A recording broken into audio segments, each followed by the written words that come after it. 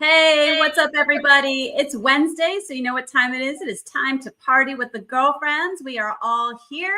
Beth, Laura, and Dezi. We are coming back from a week 8 of watching football. And there's more injuries to talk about, more drinks to share, and rate the fit. Ladies, it was National Tight Ends Day. And there were lots of tight ends to be spoken about. How did your guys' weekend go? The weekend was so far away. It was so long ago. I feel that.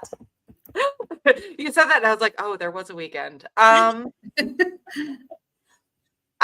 worked most of the weekend. So I worked at the hospital this weekend, and I also had my private clients, and then it was football. So I feel like the exciting thing is I got my flu shot for the season. That was my outing this weekend. So Nice. Very exciting. I'll say Bill's Mafia. She's a real one. She was literally listening to the game on Discord while working on Sunday. Like, that is next level fandom. It's true. What's funny is the house that I was in, they had I'm in Atlanta, so they had the Falcons game on. And so the Falcons game is on, but he has it muted. And then you have the Bills game playing on my phone. And so you're listening to the Bills game and watching the Falcons game. And it was, he like walks in, he's like, what is, I'm like, it's the Bills. He's like, I understand. Mariah's in the house. Hello, darling. Hello, darling. Laura, how was your weekend? My weekend was actually, it was quiet because the Lions had a bye week. So I watched other people's football games and I didn't have to have a heart attack. So I was, we went to I've talked about it on here before. We went to the sports bar. That's actually a Lions sports bar, but we watched the Saints game because my neighbor's a Saints fan. And the sports bar is super cool. So I can't wait to go watch the Lions there. I bet. Well, I did a lot of sulking. My 49ers, the wheels finally fell off, and it was not pretty, and I'd rather not chat about it. We had even more injuries, and I'm just going to leave that there because I have a fun, not so fun infographic to show here in just a bit to talk about the injuries in the NFL. But let's get to more fun things. So today we have an amazing guest, someone who is just beloved by all of the faithful. And so let's bring her on. It's Steph Sanchez, the host of 49Karats podcast, co-host of the Bully Ball podcast, and she brings honest, level-headed analysis for all things 49ers. And one of my favoriteest things ever is she's gone viral, was talked about even on NFL Network for her Nick Bosa impersonation. So without further ado, Steph, yay! Hey guys, thanks for having me. How's it going? Oh man, it's going. I mean, you mentioned it, the loss on Sunday put a damper on our weekend a little bit, and it was an early game too. So we just had that hanging over our heads for the rest of the day. So that's fun. But the good thing is we got positive news. The 49ers traded for somebody. So, we're on the up and up, I guess. Couple bodies, right? We got a couple bodies. So yeah, there's things to look forward to. It looks like Ricky Pearsall may be back in the arsenal soon, and we're gonna level up. We're gonna get some people back, and we'll stay optimistic. But not before I show this infographic here. Let's show it. We'll just rip the Band-Aid off, and then it can all go up from there. So let me share screen. And was that it? No. So it's talking about, no. I guess I'm not, here it is. Let's find it. Here we go. Here we go. Look at this infographic. So basically what this is showing is the amount of money that's sitting injured for each team. And the 49ers have over $84.2 million sitting in injured reserved, or not playing because of injury. I think they have the actual number. $96 million is the most in the NFL for average salary made by players on the reserve list. That's depressing. That's a lot of money. Next, right behind them is the Miami Dolphins, followed by the Cincinnati Bengals, Cleveland Browns, Tampa Bay Bucks, the Chargers, the Cardinals, Dallas, and then, Laura, there's your Lions at Detroit, right? $42 million. So almost $100 million is out on the 49ers, and that just hurts my feelings. Y'all winning still. I mean, last week, an anomaly, but you guys are still figuring out how to win. So something's going right. I mean, kudos to coaching, kudos to stepping up, right? It's pretty impressive. Yeah. So, Steph, what can you tell us positively about the game that's coming up in MetLife, which I'm already need to drink about because this is crazy. You're going to be there. Yeah, I think I need to drink about it too, because I'm a little nervous about it. To Beth's point, like, hey, cheers, okay? Yeah, this is just a giant flask. No, I'm just kidding. Cocktails on ours. Sorry. You fit right in. I didn't get the memo. I should have had something, but to Beth's point, like, the 49ers do still have a favorable record.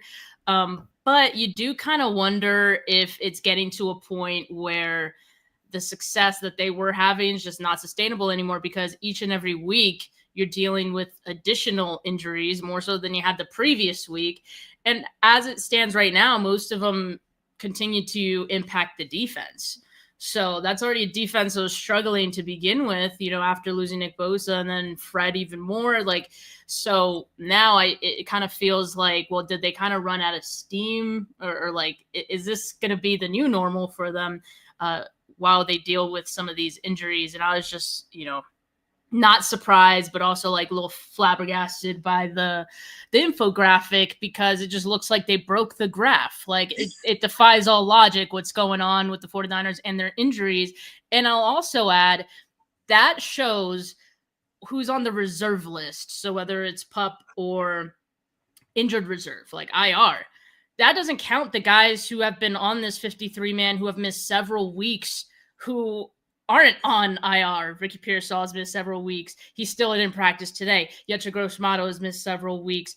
Still didn't practice today. Brock Purdy. Several weeks. He was limited today. We'll see if he can come back on Sunday. But, like, it's bad. It's really bad. And, yeah, I do think it's kind of getting to a point where, I'm not sure what version of this team we're going to see. Because, like, on one hand, against the Falcons, like, I feel like they really, surprised us. And, I guess I'm open to the idea that they could surprise me again against the Giants. But at the same time, there's more injuries since that Falcons game that, I just don't know if they can pull it together. Trading for Keon White helps, your pass rush a little bit. Just feels like a bit of a Band-Aid, feels like a desperation move, because you needed more than 2 healthy pass rushers to field a team on Sunday. But in any case, I think he should, help the situation a little bit. Yeah, I'm a little bummed that it wasn't a better game, just because it was Houston, D'Amico Ryans. Like, there was just so much. Like, I was really talking about, these girls know I really was talking about going to that game, because I was like, oh my gosh, this is going to be amazing. And I'm so glad I saved my money on that. So, we're worried as 49er fans, we're worried about going to MetLife. We've sustained a number of injuries there. Most notably, we lost Bosa with an ACL, a couple years ago. So he's already out. So, I mean, I don't know. Is that protective? Is that good? Is that bad? I have no idea anymore. But, we're just going to move on up and hope that, we can get a W in MetLife against the Giants. Steph, you've been in a game earlier this year. We got the dubs when you were there, so I think you might be the lucky charm. So I hope so. I really hope so. I don't know. I would be pretty bummed, but like I said, I'll be drinking a beverage in any case, because I do also expect, like, there just has to be more injuries, right? So I'm just gonna prepare for any scenario. So yeah, and it's gonna be cold, so I gotta stay warm somehow. Yeah, maybe you For find some sure. really fun things to do in New York besides football too. Yeah. Oh yeah. You'll be fine. We'll find plenty of things. All right. Well, we've talked a little bit about injuries and we have talked about the Giants. And I know one thing that we were really talking about or promoting before we came on was some of these injuries that have come up this weekend. We're talking about the Giants. We must be talking about Cam Scatterbo. What a devastation to that team, to the NFL. I mean, this is a guy, we were all in on the bromance between him and Jackson Dart. I mean, it was just fantastic NFL media, right? Every time those two were together, it was just fun. And the crazy thing is he got injured in Philly. Guys, this is the Philadelphia Eagles. This is Philadelphia. When he got injured, he got a standing ovation. Right. Like, if that doesn't tell you what kind of player that guy is to the NFL, not just to the Giants, not just to New York, that was very, very impressive to me. Because these are the same people that basically when Brock Purdy got injured in the NFC Championship game, I mean, it was just ugliness, right? So I really love that they showered him. They gave him the ovation. So let's chat about it. So for those of us that we talked about Fred Warner's injury a couple weeks ago, it is also another fracture dislocation. I first want to talk about what was reported by Ian Rappaport. So he said Giants running back Cam Scatterbo, who was placed on injured reserve, suffered not only a dislocated ankle, but also a fibula fracture and a deltoid ligament rupture. Sources say surgery was right away to close the wound. We're going to come back to that statement. And it was a success. New York Giants expect him back for the offseason program. Scatterbo's injury has a roughly 6-month recovery, which means even at the very latest benchmark, the running back should be ready to roll for OTAs and minicamp. A horrific looking injury, but not a complicated rehab. So for those of you who have a weak stomach, do not look. I'm going to show briefly what this injury looks like. There you go, Laura, cover your eyes. So you can see here, this is probably what we call a compound fracture. You can see a little bit of, it's basically the tibia over the shoe there. I'm going to turn it back off because we don't need to keep looking at it. So let's show you what a normal ankle is supposed to look like. Here on the left is your normal ankle. On the right, I put up an x-ray of a fracture dislocation. This is not what Cam Scatterbo's injury is. This is not his x-ray. This is just an example of what a fracture dislocation looks like. As you can see, the bigger bone, if you look at the x-ray on the right-hand side, there's a bigger bone that's called the tibia, and it's completely off what we call the mortise. And so that's kind of what you saw that was over the shoe in the picture that I showed of the injury. And I'm going to show you briefly what it looks like.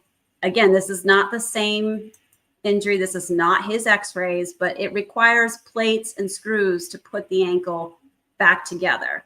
So Beth, I'm going to pass this off to you. Beth is our doctorate of physical therapy. She's going to chat about the injury real quick. I just wanted to go back to the statement that Ian Rappaport has said where he had to go back. He had to go to the OR. They had to close the wound. So a compound fracture is a fracture where there is a wound, there is an opening. Sometimes it's, in this case, it's likely because there was bone coming through. And so those have a higher instance of having complications such as infections. It does require going to the operating room. They have to clean it out and then, they can do the repair. But you have to keep an eye on it. We pray that he does not have complications, but this is a complicated injury. So Beth, what else can you tell us about this injury? Sure. So like you said, with it being a compound fracture and it being an open wound, right? So you end up dealing with more chances for infection. You deal with, as you can see in that x-ray photo, the bone is not lined up. So it's not like a direct fracture or a crack in a bone where then it's easy. You just set it, stabilize, and go. You have to go ahead and add those screws, those plates, which cause more options and possibility for infection. You can have problems with bone grafting, healing in those positions. So we really need to spend time letting the bone heal and set and not letting any undue early stress on that can really cause irritation to that bone and can cause some injury and prolonged injury. So if an infection does get in there and it hasn't been cleaned out, then you end up dealing with having to go back in, remove the hardware, possibly do it again. Dezi, I know we've talked in the past about other athletes that have had issues like that. And the healing process takes a lot longer. So right now, the idea is hopefully, since they went in immediately, we should be able to deal with stabilizing, immobilization, letting that bone heal, and slowly going back into weight bearing and additional activities. We've also talked in previous podcasts about the weight bearing precautions and things like that. That fibula that is fractured there does cause a lot of pain and can really impact healing and weight bearing. So being non-weight bearing on that leg for a little bit is going to be important as well. Yeah, and for any complicated injury like this, you always worry about what we call neurovascular injury. That means injury to the nerves, injury to the vasculature. So they'll be evaluating all of that. The deltoid ligament that was ruptured is a giant ligament that's on the inside part of the ankle. So if you put your 2 feet together and you rubbed them back and forth, that's where your deltoid ligament is. It's on that part that's rubbing back and forth that protects that inside or the medial side of the ankle. And that ruptured, that can be an injury that happens with a lot of fracture dislocations. That's a crazy strong ligament. You think about as any one of us, if we roll our ankle and we sprain our ankle and injure our ankle, that's on the outside of your ankle, right? So that's the part that like we typically would see our swollen ankle and end up having to brace and all that. When you start damaging the inside of that ankle, it's a thick, massive, short, very strong ligament. So you are then dealing. It takes a lot of force over time. So you really have to, when they reattach, it's got to take time to heal. It's got to take time to stabilize. And sometimes ankles aren't the same after that type of dislocation. Yeah. So prayers up for Scattaboo. We've come to love him in the short time that we've seen him on the field this year. So another big injury was your guy, Beth, on the Bills. Ed Oliver ruptured his biceps. Now, there's 2 different injuries of a biceps. So which one do you want me to start with, Beth? Distal or proximal? Go with proximal because we believe, had a distal. So okay. Go ahead and talk about the proximal. So this is the proximal picture here. So you have 2 heads of the biceps up at the shoulder joint. And when you rupture what we call a proximal part of the bicep, it is the one that's connecting up to where the shoulder is, and it ruptures and then it comes down and it gives you this odd appearance to your bicep. And then you said you think he had a distal one. So the distal end of the biceps connects in where the elbow is. And so when you rupture that one, as you can see, if you're watching us live, it gives you this distorted look in your arm. We call it Popeye arm. Right. So Beth, talk to me about biceps tendon, and do we have a chance of seeing Ed Oliver back this season? God, I wish I could say we would. So we're not sure if it's a full or partial tear. We do know that it is torn. We just don't know if it is full or not. Either way, we're dealing with surgery. They have not scheduled the date, or they have not told us what the date of his surgery is going to be yet. But they do know that he will have to have surgery. He will have to have that reattached. What they'll do is they'll possibly drill into the bone and pull that tendon back in there, attached to the bone, and then allow it to heal. The issue with this is that there's only so much we can do to speed up healing. We talk about this with broken bones, and we talk about it with ligaments and tendons. There's only so much we can do to speed up healing. The goal is to get to it as quickly as possible, get it surgically repaired, and move from there. Chances are he'll be out till close to the end of the season.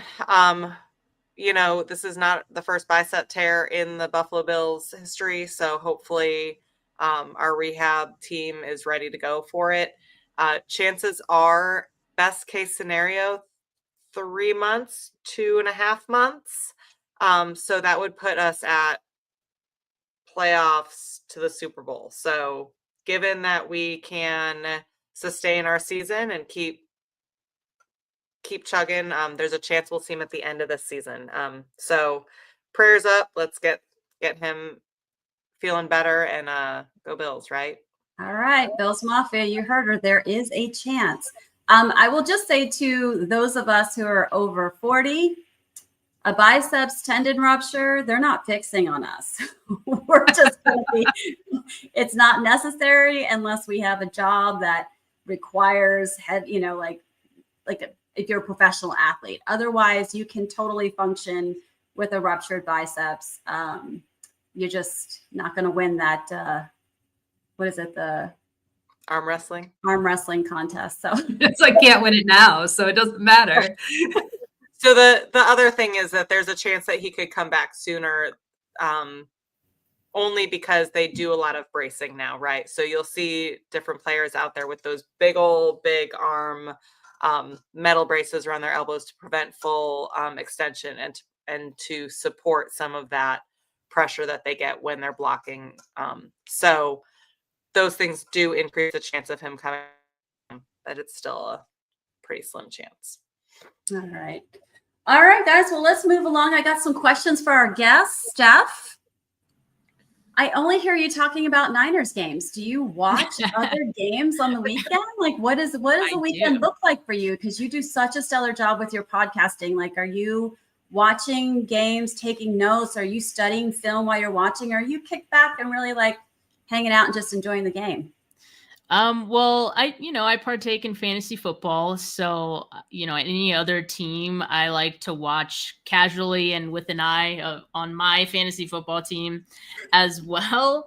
So not, I don't really get into the weeds of watching film too much on other teams unless it's relevant to like the 49ers, for example. Like, I started watching a little bit of Keon White film after I heard that he got traded to the Niners. But aside from that, like I like to enjoy watching other teams, I guess, in a different way than I watch the 49ers, because since I do have the 49ers podcast, that at times feels like a bit of a job where I do have to take notes throughout the game. I got to be locked in. I can't go to like a restaurant or a bar to like watch the game. Even when I go to the games, like it's hard for me to like do my post games after. Cause like, I try to remember things and I'm like, wait, what, when was that? Like, games are a blur when you're there in person.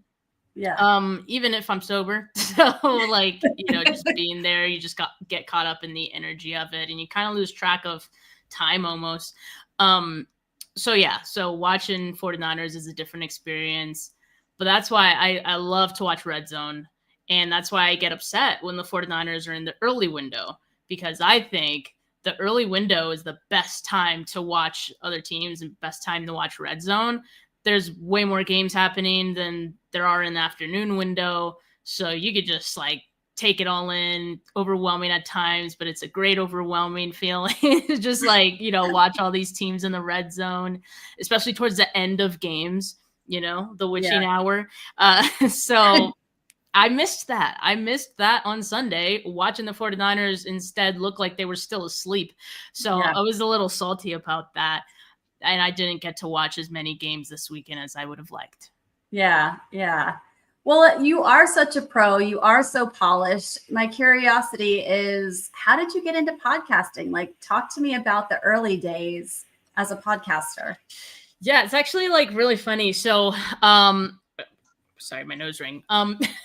So it was funny. Like I did actually have like somewhat of a social media presence. Like when Twitter and sports Twitter first became a thing, like I was all up in it. I loved it because I just felt closer to the team and closer to news about the team, and that was still very new to have access to that sort of thing and it be instantaneous. So I really loved that. And I felt like, I was able to find other 49er fans and find a bit of a community. And I actually did create like a 49ers fan page back then that, at that time I felt like was pretty legit. It was 49ers Hub. So after a certain point, it became too much for me to like, manage that and just do it on my own. So I kind of stepped away from it, gave the account to someone else. But that's kind of how I just got to meet a lot of other 49er fans. And then over the years, podcasting did become a thing. I think even back then, like I joined a couple of podcasts and I was not good at it because like I say I'm a recovering introvert. Like I was so bad at like speaking and just, I don't know, just having a conversation was difficult, for whatever reason. And so I sucked. I sucked the first time I was on anyone's podcast. I was like, this is awful. I'd never want to do this again. And then, a few years later, and by this time I just have my personal account where, I just casually talk about the 49ers. I'm not doing anything special on my page. I have like maybe 1,000 followers at most. I don't know if you're familiar, Dezi, with Javi Vega. He had his podcast, and he was trying to start like a site, like a 49er site. It was called 49ers Goldmine is what it was called. So he was like recruiting like a few different, people to either write for the site and or like me and Angie. I don't know if you're familiar with Angie, Dezi, like Angie Sunshine, or now she works for NBC Sports Authentic. But he pretty much tapped me and her to have like a women like 49ers podcast, which like I thought that was really cool, obviously, because there isn't anything really like that, especially like, in the 49ers content creation space. And back then it was still pretty new. Things exploded for 49ers content creators after that. Like a lot of people like around that time were starting, their own podcasts and stuff. Me and Angie did it for like, I think like a year and a half or like almost 2 years maybe. And then she got a job at NBC. So she had to step away from the podcast. And, I kind of had to make that decision. Like, do I keep going with it like by myself, which at the time was a little scary, but it also, I felt like I liked it this time around and that I was a little better and better equipped at doing it. So I was like, I'll just do it, I'll do it by myself. And, a few years later, here I am, and it's still going strong. And, I feel like I've kind of built a brand a little bit with it. So it's been cool. It's been cool. Definitely have no regrets about, what I've done with it. Yeah. Well, like I said, you are just top grade. Love whatever you bring. And, I'm kind of sad I didn't get into the Twitter thing earlier. I was like, mousy. It was fun. I didn't get it. Different. It was intimidating for me because I just wasn't big on social media. But now, like, I have found so many 49er fans that I absolutely am like friends with. Like, got my Fred Warner jersey because of the connections on Twitter, and you and Roscoe's and Terra Dome and Mariah, like all you guys, like it's just such a great way to connect. And I wish I had known that and appreciated it about that platform back then. So, all right, well, guys, we're going to come back to more questions with Steph, but we're going to move right along to something a little bit more fun. So it was. Wow, it's not fun enough, Dezi. I knew. I was like, "Oh, Dezi!" I knew that was coming. I deserve that. I'm still like you lobbed it up. We went from talking about how bad the Niners played to these injuries. So I'm like, let's. Fair. Okay. I'm still learning. All right, so we're gonna go into is tight end university. And, Steph, who's your favorite tight end? Now that I waited for you to take a sip of your water. I mean, I'll say George Kittle. I really wish George Kittle just got featured way more. I don't think it'd be even an argument at all, that he'd be the top tight end in the league if he was more featured and if he got the ball a little more often. And people take for granted, at least we 49er fans don't, but I think outside of 49er fandom, people don't realize, or they don't appreciate how good of a blocker he is. Oh yeah. So yeah, I mean, I gotta say Kittle. Like, who would I be if I did not?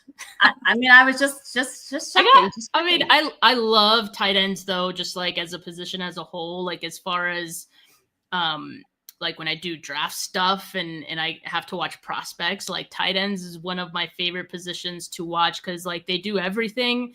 And I don't know, it's just like I really respect what they do. Just the fact that they do have to be such good blockers. Like their athletic ability, I think, is pretty impressive. Just how they could be able to do both. Like they're big men, you know? Yeah. So if you played in the NFL, would you say you'd be tight end? No, God, no. At my stature? I'm not saying it has to be like, listen, I would be a linebacker. Obviously, I'm not built to be a linebacker. I'm barely built to be a damn place kicker. Okay. But like, if someone just had like the magic wand and was like, Steph, you get to be whatever position in the NFL, what position would you be? I mean, no, I'd still say I think I'd be like either a cornerback or a running back. And one thing that I like to say about cornerbacks is that like they have to be delusionally confident. Like they have to be a little delusional. I'm not delusional enough, you know, to be a corner. So I think I'd go with a running back because I feel like I'd have good vision. Like, you know, when you're walking through Disneyland or really crowded areas and you just need to like get through a crowd, I could do that. So I'm like, I think I could be a good running back. Okay.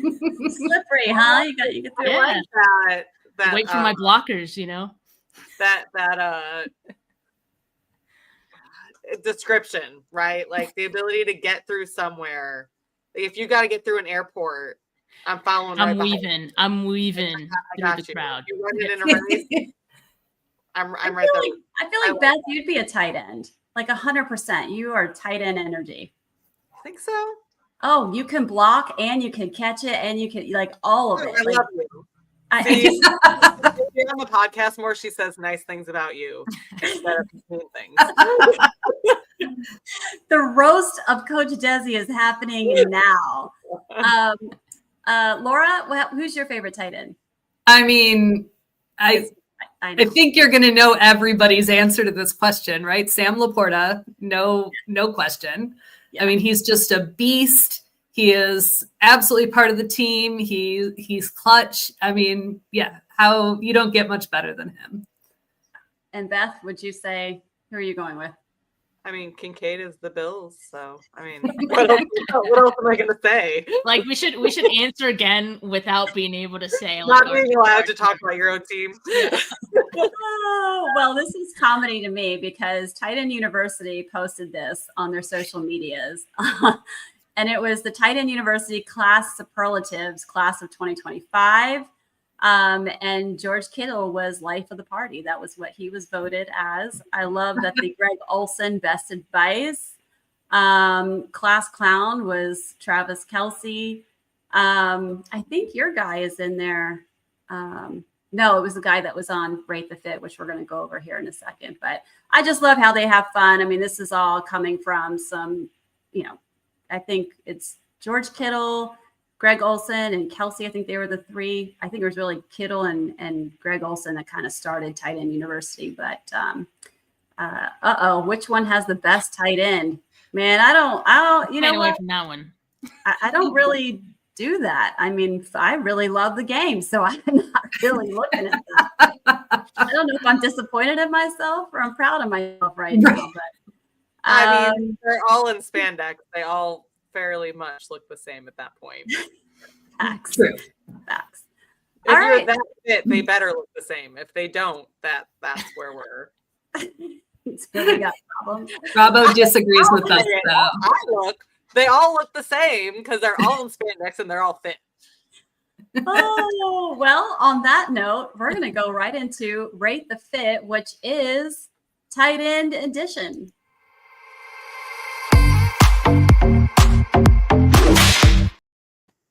Did you whip it, Beth? Just wondering this time.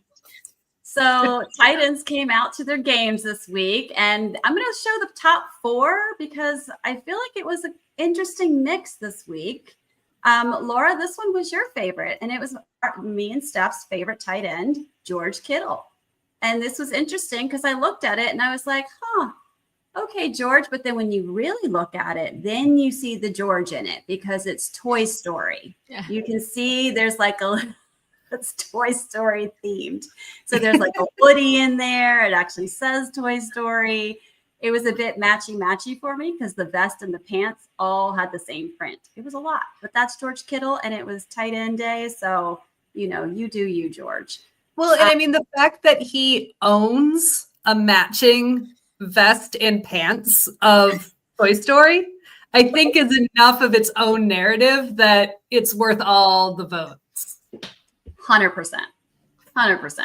But he didn't get all the votes. This one got quite a few as well. Travis Kelce. So one of our former co-hosts, Sherry, who is a big Bucs fan, she voted for him. And I'm like, what, girl, what are you doing? She's like, it's giving creamsicle vibes, which if you guys remember, she's a big Bucs fan. And I was like, true. It's also giving pumpkin vibes. So like if you like pumpkin. It is October. Yeah, it is the season. Latte. I mean, he does come with good fits. I just don't think this was one of his best. So I'm kind of disappointed in him. It was Tight End University Day, or National Tight Ends Day. This one had my vote. And Beth, I think you enjoyed the scarf. Pat Firma. Yeah.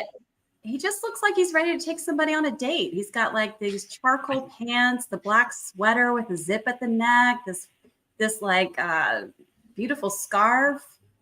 And then someone ruined it for me on social. They were like, the pants are too tight, the zipper at the neck. And I was like, damn, now I'm seeing it. He kind of makes me feel like he should be driving a Volkswagen Bug. Not the Bug. Is he sticking out the convertible at the top? With the scarf. No, just me. Is the poodle in the back seat? Oh my God. All right. Well, ladies and gentlemen, this one is number 1 right here. It was Daniel Bellinger. And, he's just got this comfy brown pants, the white shoes, got the like oversized, slightly what is that? Like a off-white sweatshirt thing. But people were talking about like how it just hung on him and it just looked so good. And there's no lies there. And so I think somebody was like, he just looks like he's ready to like chill on the couch on a nice cold day, bundled up in a blanket. So there's our winner for this week. The New York Giants tight end, Daniel Bellinger. Yay. He understood the assignment too. He had the TEU hat. Good eye. Oh. Good eye. All right. I want to also give some honorable mentions here. Look at D-Hop. DeAndre Hopkins pulls up in a $35 fit from Goodwill. I love it. That's my style vibe. I've told you guys that I have the fashion sense of a toddler. So yeah, just buying everything from Goodwill is 100% my vibe. I mean, but he's rocking it. He's got the baggy jeans on with the red Converse. I actually saw a video of him picking the stuff out, and the sweater he's wearing is actually like sleeveless. And he's got the jacket on. I mean, he pulled it off. That's so congrats. That's a vest. That's not a shirt, then. It's a vest. A sweater vest. You are correct. This is why we watch football and don't critique fashion. Sleeveless shirt with a V-neck is a vest. Yes. Well, I'm going to go and just twist it up a little bit to meme-tastical moments because the internet did not fail us this weekend.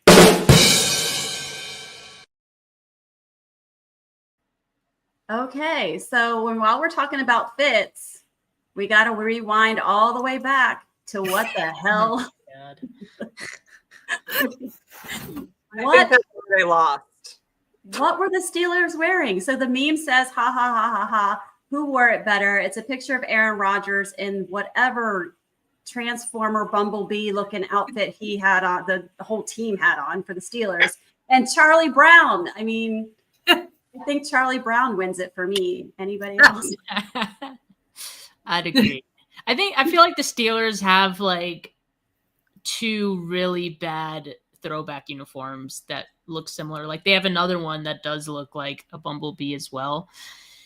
Just awful. And then I also have to say, I'm not a fan of the matte helmets. Like, I'm over it. It was cool when it was few and far between. We don't need every helmet to be matte. It just does not look good, especially in combination with this. It's not it. And my thing with the matte helmets is that they put a glossy sticker emblem on it. So it looks like a 6th grader's water bottle.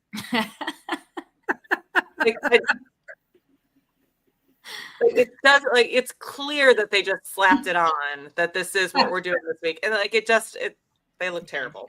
I think it looks like Easter eggs. You know how you dye the Easter eggs and then you put the sticker on it? Right. Terradome does not disappoint. It's the intramural team on Tron. Yes, Terradome. By the way, Terradome, I feel bad. Okay, so every week Terradome's been coming on. And for our Rate the Fit, the number 1 guy, he's supposed to come through and tell us what is the musical choice that goes with it. Like, yeah, we need the theme. So Terradome, you're on the clock, bud. We need the theme for the New York Giants tight ends fit for this week. Meme number 2. This was, as soon as Beth sent it, I was like, this is it. So it's a picture of the Browns quarterback. And it says, we need to start referring to Browns quarterbacks like we do presidents. Dylan Gabriel, the 41st quarterback of the Cleveland Browns. I mean, it would be easier.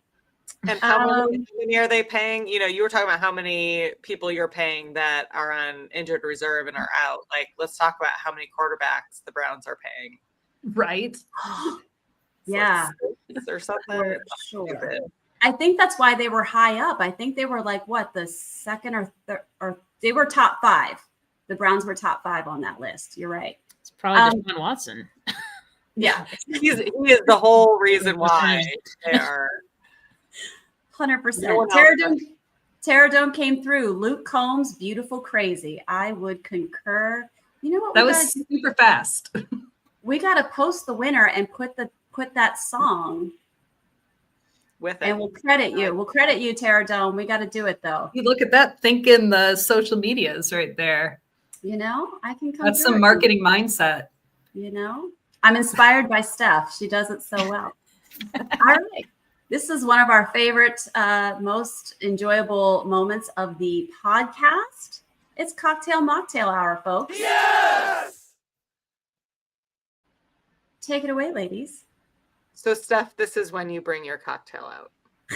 You're wondering. Man, I wish I had one.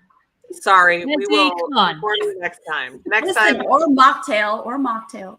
I'll just have to come back, and then that time I'll bring a bevy. We'll make sure you know what the cocktail is. Oops, I always do this. I kept the wrong one. There you go. So, in honor of the Jets' first win of the season, we are doing a cocktail called the Aviation. It is an old-timey classic. It was created pre-Prohibition around 1916. So this drink has been around a long, long time. I love it. It is a gin-based cocktail. Gin is probably my favorite alcohol to mix with. And there aren't a ton of those types of drinks out there. So it's fun to find one that's been around for a while. It also has a signature purple hue to it, which comes from the creme de violette. And it gives it kind of that bluish, purplish haze that makes you think of a skyline or the sky while you're flying. So that's kind of where the name came from. The reason why, do you want to do the mocktail before we talk about why we chose the Aviation? Sure. And so the Aviation is, again, the whole idea is to create a good mocktail that has the same color hue, same palette as the alcoholic version. This uses butterfly pea flower tea. Not gonna lie, did not make this one. I have no idea what dried butterfly pea flowers are. Apparently, whatever they are, give it this beautiful purple bluish hue. But cherry bitters, orange bitters, and simple syrup to give that same kind of sour flavor that you get with the aviation cocktail. So it is delicious.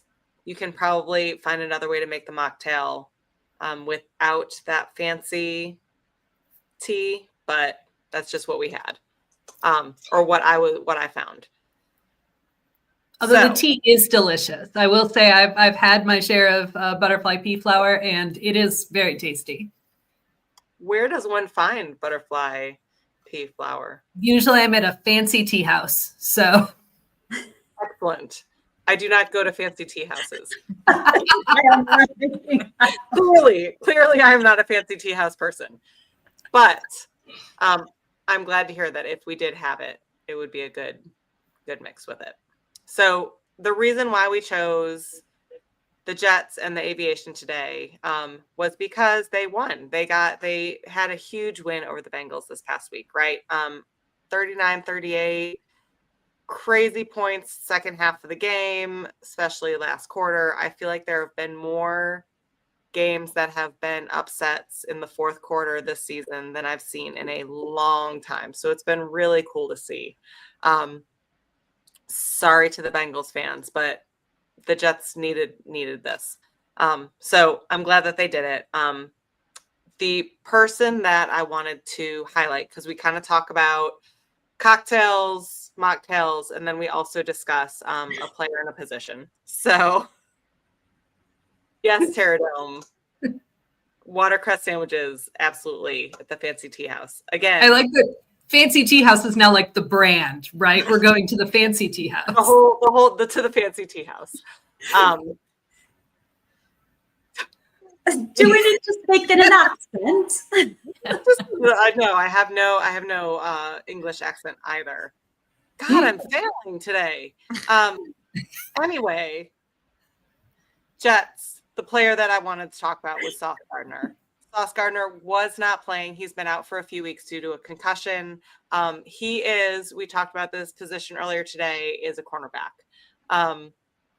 So he's actually one of the highest paid cornerbacks in the NFL.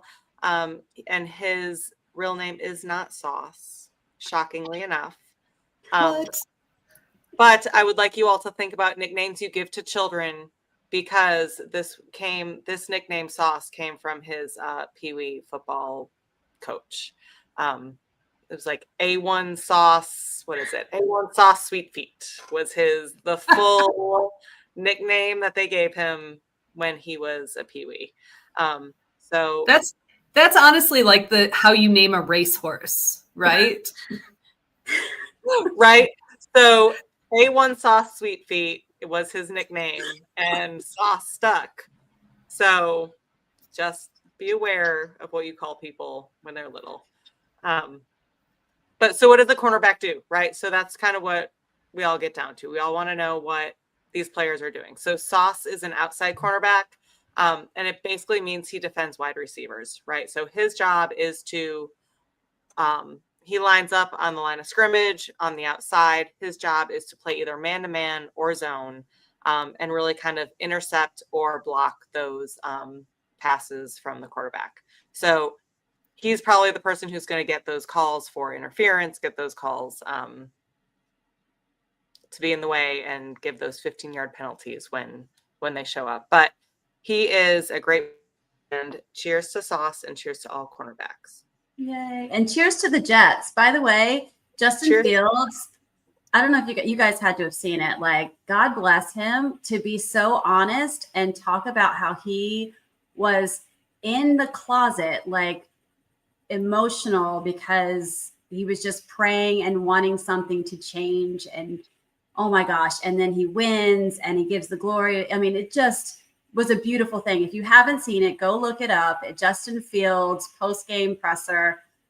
What an honest and very personal message he put. It was great. So shout out to you too, Justin Fields, all the Jets. Way to get your first dubs. All right. Now let's carry on to, we're running out of some time here. So Steph, I want to have another question for you. We got to talk about it. Nick Bosa impersonations.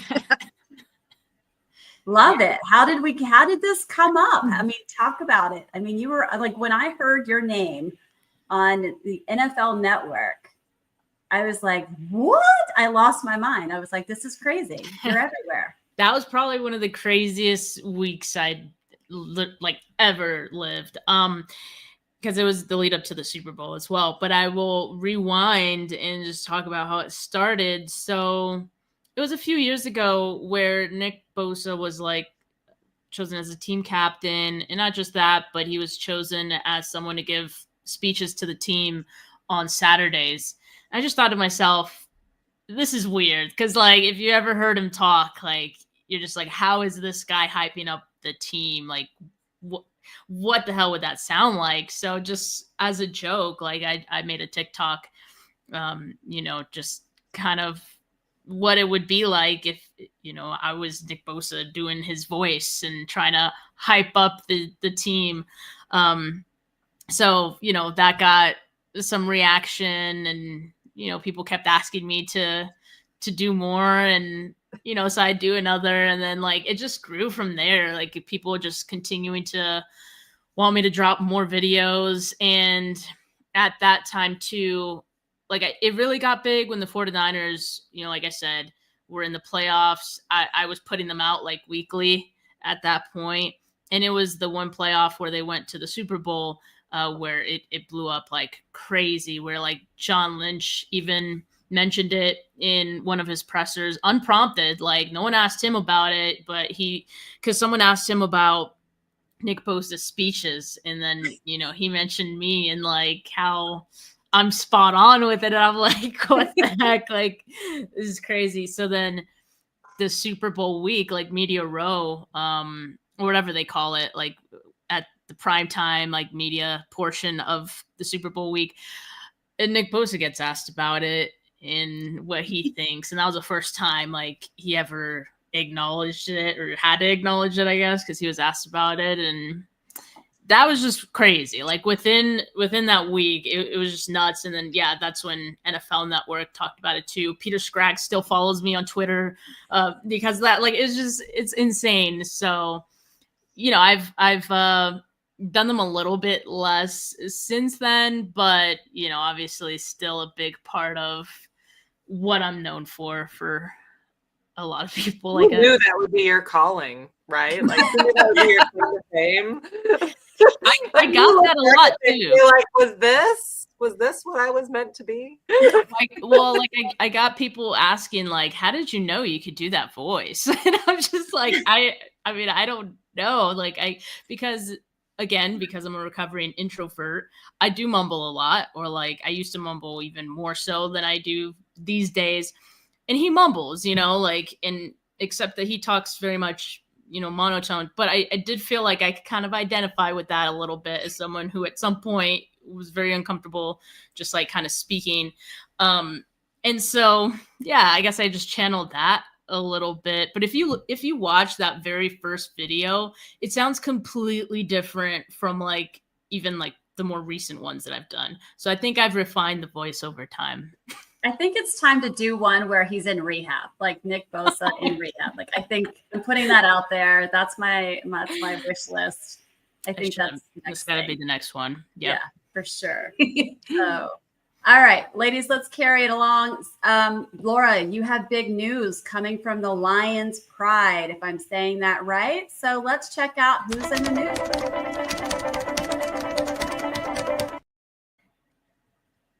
What's the news in Hutch? The news is Aiden Hutchinson was just re-signed for another 4 years, and I believe it was $180 million that he was signed. 181. So, and it's pretty good terms. Like it's I'm sorry, it doesn't right. 180. Sorry, 180. Yeah, so it's good terms. It's good. It's really good for the team. I'm being a captain. He got robbed of being a captain last year because of his, incredibly gruesome injury. But yeah, he's been stepping up as a leader of this team, and especially for such a young kid, that's great to see. And this is somebody, if you remember, I mean, he's from Michigan. He's a Detroit Lions fan. I mean, he was a fan when we went 0-16. He's a fan now, and he also plays for them. So it's super fun to watch that how engrossed he is and how engrossed his family is in this whole thing. So I am so happy that we signed Hutch for another 4 years. And 141, this is where I got the one from. 141 is guaranteed, which is the most for a non-quarterback in the NFL. Now, Micah still holds the highest overall non-paid quarterback, non-quarterback. So, but congrats, Hutch. That's big. That's good. So you would say he's the pride of the pride. We would say that. We would 100% say that. I mean, he started out his life as a Lion Cub, and he's grown up. He's definitely a big member of the pride now. Perfect. All right, Steph, last question. You're welcome to stick around as we go through our week 9 picks. But my last question for you is, what's next? You've done so many different things. Do you have more things that you're chasing, more goals that you're going to accomplish in the space of podcasting, following the Niners? What does that look like moving ahead? That's a good question. I mean, I don't really know. Like, I kind of feel like I've gone with the flow with just wherever the podcast takes me. Like, I just go with it. And, I feel like it's taken me a decent amount of places so far. So I guess I'm open to whatever. I would really like to create like a 49Karats merch. So that's kind of like next step for me. And then, as I want to grow like the draft content even further if possible. I'm just not sure what that will look like quite yet, but I definitely want to be, known for that a little bit more so than I even am now. So yeah, I love doing the draft sheet in the lead up to the draft, and so I'll continue doing that for sure. That's awesome. Laura, Beth, you guys have any questions for Steph? I don't. You put us on the spot every time, Dezi. I just want to make sure you're included. Like, I don't want to get off and then be like, well, I was going to ask. On your toes. No. I think it's really great to see how organically kind of your career has moved, and I think it's really fun to watch and just kind of know that those things are possible and know that those things happen, right? Like, I mean, I don't think people really realize how much work maybe you have to put in on the back end to create good content for people to be interested in watching and listening to and hearing. So kudos to you for all the work that you're putting in, and kudos to you for how far you've come. It's awesome. Thank you. Representing us women so well in the space that's so hard to be in. Yeah. Seriously. I mean, yeah, it is. It is. But you guys know too. And, this show is awesome. I mean, it's my first time on it. Dezi, thanks for inviting me on. But I really enjoy just like the flow of it and, all the different segments that you guys have. And especially, of course, like incorporating your guys' expertise as far as, the injury stuff and all that. So, yeah, I always love seeing other women in, the football space as well. So, yeah, I love to be part of this show. And Dezi, have me back, please, because this is awesome. Listen, you have an open invitation anytime, but I will bug you as much as possible to have you back, because the 4 squares look so beautiful here. I can tell you that right now. All right. Well, like I said, you're welcome to stay if you like, but we're going to go over our week 9. Laura, you ready? I am ready. All right. And Steph, if you decide to bounce out, we love you. Thank you so much. I'll bounce, but thank you guys so much. And just quick question for you guys before I leave. Are you guys drinking the aviation drink? Oh, yeah. Is that what it is? So you guys make the drink that you feature every week. I love that. That's so cool. Okay. Hey, my husband doesn't ask about our alcohol budget anymore. He's like, what is it? Just gets. By the way, have a blast in New York. By the way, this is a drink for the Skyline. So, you can always reach out. We do have, I think we featured a Niners drink earlier, so you can always check our social media for that. But thanks again. We'll have you back again soon. See you guys. Thanks. Thanks for coming. All right, Laura, take it away of our week 9 picks. Whew. All right. Like last week, we really picked a lot of the same ones, so there's not a lot of differences. But let's take a look here. So Thursday night, that's tomorrow, of course, we've got the Ravens and the Dolphins, and no surprise, we all picked the Ravens. I mean, they haven't been having a fantastic year, but the Dolphins have been having a worse year. So I think we're just assuming that they're going to take it.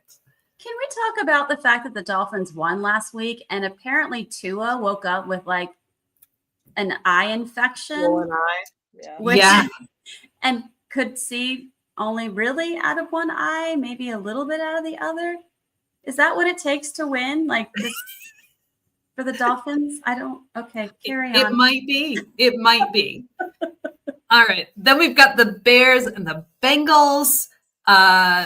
Yeah, I mean, you know why I picked the Bengals, but we all picked the Bengals over the Bears, so not unhappy to see that. Yeah, no comment. Man. no further thoughts, no further comments. And then Vikings, Lions. So we've got most of the NFC North covered already, but we've all picked the Lions over the Vikings. I mean, the Vikings are dealing with a lot of injuries too, and especially in quarterbacks. So, I mean, Yep. I want to win because it's important to us that we win, but I think we can, basically. And Carson Wentz has already been labeled out, and I think he's out for the rest of the season. So yeah, he's done. And JJ McCarthy's not particularly wonderful right now. Like he's got his own issues. So yeah, I don't know who their 4th string quarterback is, but we'll see. We might see on Sunday. All right, then we've got the Panthers and the Packers.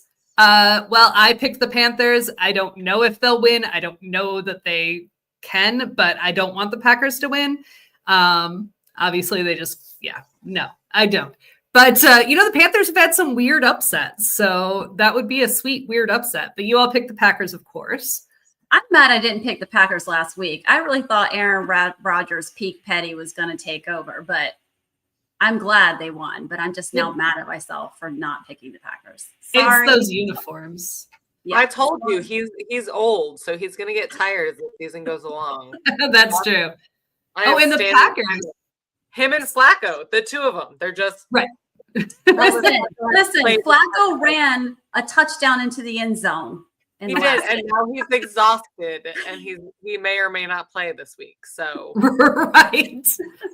And hey, be on the lookout. The Packers are wearing their throwback uniforms this weekend. The ones that make them look like they're actually Michigan State players. Yeah. So it'll be an interesting one. And they've got the crazy helmets that look like the old-timey helmets. Like they look like fake leather. But they don't because it's right. Whatever. Right. They're just brown helmets, like with some lines. All right. Then we've got the Chargers and Titans. We all picked the Chargers. I don't think we have a lot of comments on that. Nope. Then we've got the Falcons and the Patriots. Beth and I picked the Falcons. Dezi, you picked the Patriots. I can imagine why Beth picked the Falcons, even though she had a terrible experience with them earlier. But obviously we don't want the Patriots to win. But Dezi, you think they're gonna? I mean, Drake May is doing his thing. They've really started. They're quietly coming up, and I think, it's in New England. So, I think I'm going to go with the Patriots. I think that's fair. And they are having a really good year. I just don't like them. Just on principle. Fair. They're ahead of the Bills right now, so all I have to say is they better lose. Yeah. All right, then we've got 49ers Giants. Obviously, Steph is going to be at that game, but we all think the 49ers are going to win. I mean, without Scattaboo. He's Scattaboo. Yeah. Yeah. And poor little Jackson Dart. I mean, we didn't talk about this during that segment, but like they are besties. And I think like Jackson Dart is going to be a little bit lost without his bestie on the field. So it was sad to see. It was like just the bromance, like the drama, the emotion, like it just was all there. And it was just so sad. It really was. All right. Now we've got the Colts and Steelers. We all picked the Colts. Again, we're rooting against Aaron Rodgers. I won't say that. I'm like secretly coming up on the Colts. Like I really like. Well, I was gonna say, and the Colts are having a ridiculous season. They are. They're number one in the power rankings. Like this is like the team, and nobody's really talking about it. And I kind of wanted to talk about it tonight, but I knew we were running out of time, so we'll have to push it off till next week. They are, and there's a reason for that, and we will talk about that in future episodes. There's a huge reason why they are doing so well this year, and it might not be what we're all thinking. So we'll talk about that later in the season. But then we've got the Broncos and the Texans. We all picked the Broncos. That's just the way of things. Jaguars, Raiders, interesting game, confusing outcome.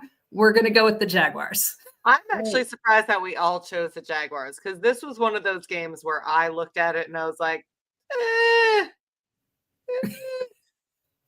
Man, right? I picked the Raiders too many times this year and they lost. The Raiders can just like it's just, but it's also like I don't know. We'll see. And there's also nothing exciting about this game. No one's watching this game. Right? Correct. Correct. Nobody like we could have just avoided picking here. Like it really wouldn't have mattered. Exactly.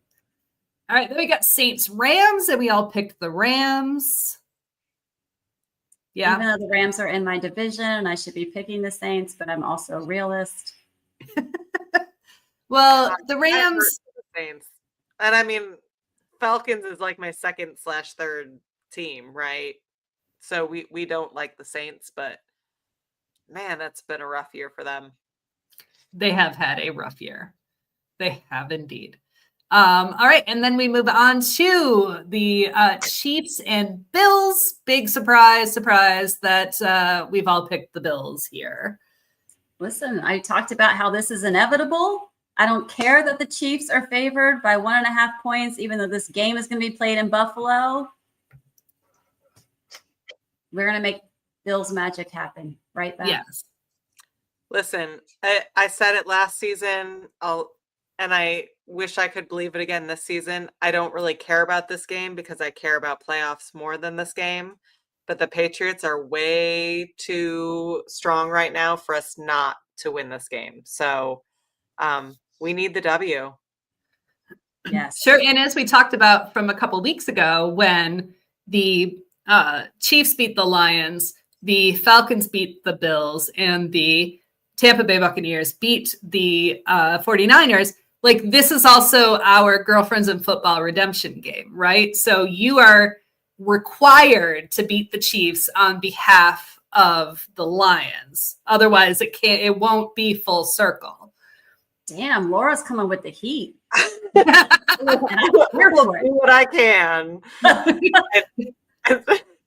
And we'll put it all out there. Cheer loud. Cheer very loud. All right. Josh Allen heard it. You're right. Excellent.